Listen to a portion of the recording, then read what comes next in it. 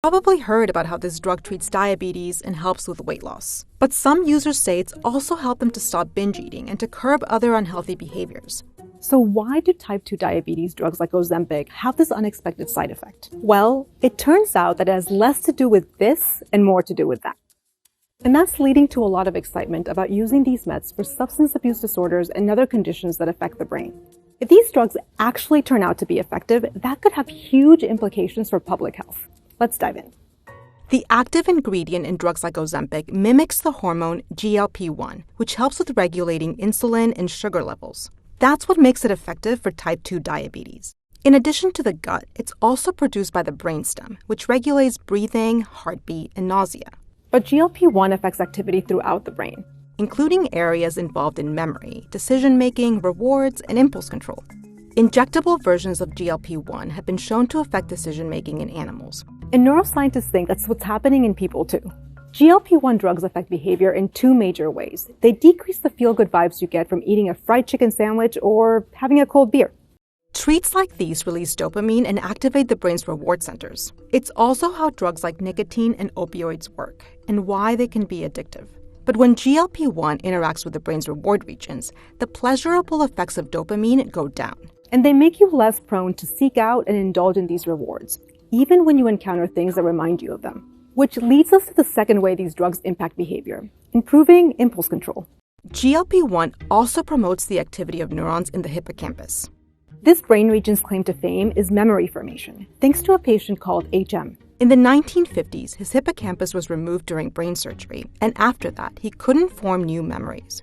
The hippocampus is also important in impulse control and decision-making. Neurons in the hippocampus turn on other neurons in the medial prefrontal cortex, leading to more executive control and less impulsive behavior. In one experiment, rats had to wait 20 seconds to press a lever that released a sugary, fatty pellet. What the researcher described as the rat equivalent of a donut hole.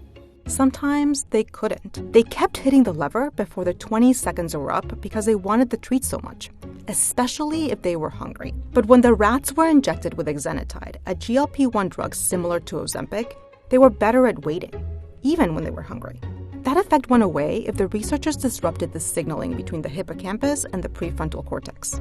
Researchers think something similar is going on with people. Patients are eating less, in large part because they experience less motivation and cravings to eat. And they're reporting similar disinterest in drinking when they're taking drugs like Ozempic. How effective they turn out to be long-term for substance use disorders is still TBD. But there are several ongoing clinical trials, and some of the data look promising. When people stop taking these meds, their weight tends to bounce back. And a patient told the journal that once they stopped taking exenatide, they also resumed drinking. Another concern is whether the changes in motivation and reward could lead to depression. The researchers I talked to said none of the animal studies suggests that. But neuroscientists don't have a full picture of how long-term use of these drugs can alter the structure and function of the brain. The animal studies only last for days or weeks. And in humans, researchers just don't have that kind of data yet. One consolation is that some research suggests that GLP-1 promotes brain health. That's why GLP-1 drugs are being studied as potential treatments for conditions where brain cells die, like Parkinson's and Alzheimer's. These are two of the most common neurodegenerative disorders. Parkinson's affects about 1 million people in the US alone, and Alzheimer's more than 6 million. There aren't a lot of treatment options, so if GLP-1 drugs turn out to be effective against them, that would be a game changer. Whether it's for substance abuse or neurodegenerative conditions, cost will be an issue. Drugs like Ozempic are expensive, and expanding the population of patients who take these drugs would add significant costs to an already financially bloated healthcare system.